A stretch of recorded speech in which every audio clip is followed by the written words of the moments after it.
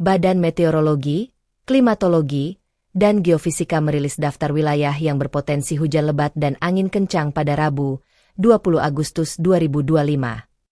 Dalam sepekan mendatang, sejumlah wilayah di Indonesia berpotensi mengalami pembentukan awan hujan yang cukup signifikan.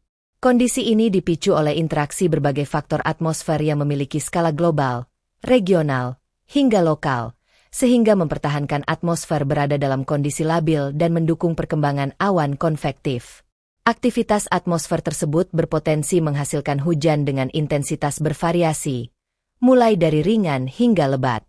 Pada skala global, indeks dipole mode tercatat bernilai 0,84 yang berperan dalam meningkatkan pasokan uap air di Samudra Hindia bagian barat Sumatera. Fenomena Madden-Julian Oscillation, MJO, saat ini berada pada fase 3, Samudra Hindia bagian timur, dan diperkirakan akan menguat, lalu bergeser ke fase 4 memasuki wilayah Indonesia.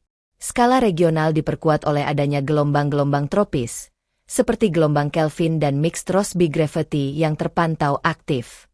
Selain itu, gelombang berfrekuensi rendah, low frequency, juga persisten aktif yang mendukung proses pembentukan awan hujan di area tersebut. Faktor penguat lainnya datang dari sirkulasi siklonik di Samudra Hindia sebelah barat Sumatera bagian barat. Dilansir dari laman resmi BMKG, berikut perakiraan cuaca 20 Agustus 2025. Hujan sedang lebat.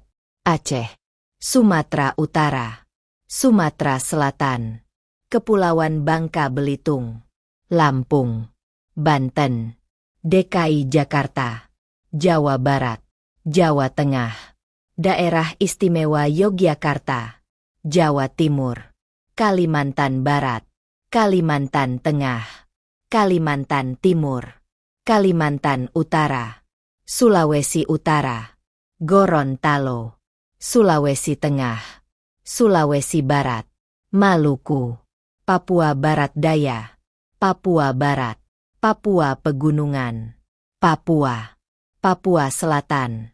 Hujan lebat sangat lebat, Kepulauan Riau, Maluku Utara, Papua Tengah, angin kencang, Nusa Tenggara Timur. Download Tribun X sekarang, menghadirkan lokal menjadi Indonesia.